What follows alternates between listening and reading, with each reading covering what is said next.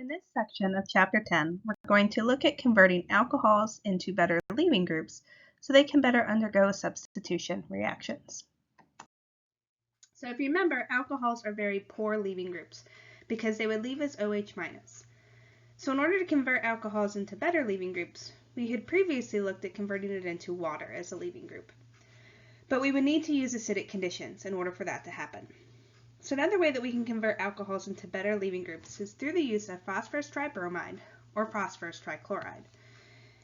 These are going to convert alcohols into alkyl halides without the use of a strong acid. There's going to be no option for elimination. The only product that we will get is a substitution product. This is also going to be a very stereospecific reaction. Specifically, we're going to be seeing inversion of stereochemistry. We're also not going to see any carbocation intermediates, so there will be no potential for carbocation rearrangements. So let's look at the actual reaction where we're going to be converting our alcohol into the alkyl halide.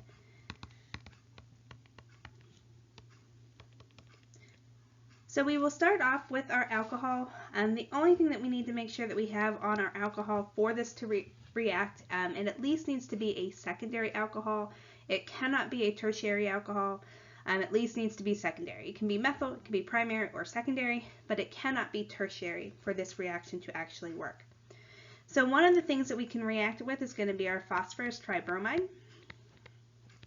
And through that reaction with phosphorus tribromide, we end up producing the bromide as our halogen, and we will see a reversal of our stereochemistry. If we use phosphorus trichloride,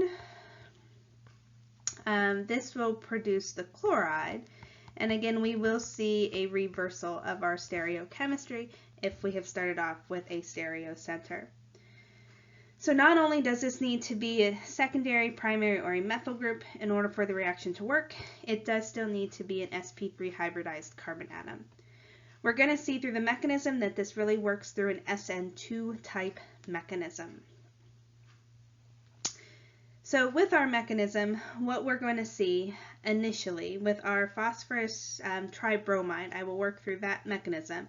The phosphorus trichloride mechanism will work very similar. The only difference would be the halogen that we would be substituting. So with our phosphorus, because of where phosphorus is located on the periodic table, it has access to d orbitals, so it does have some vacant orbitals that will allow an sp2 type mechanism to occur with our phosphorus. So initially with this compound, we get the oxygen atom bound to our hydrogen as well as bound to phosphorus, and then we also produce the bromide anion.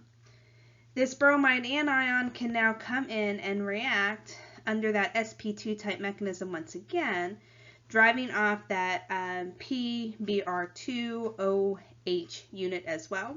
So you'll notice we've generated this charged species with our oxygen, similar to what we would have done under acidic conditions, but this time we have left it under very non-acidic conditions.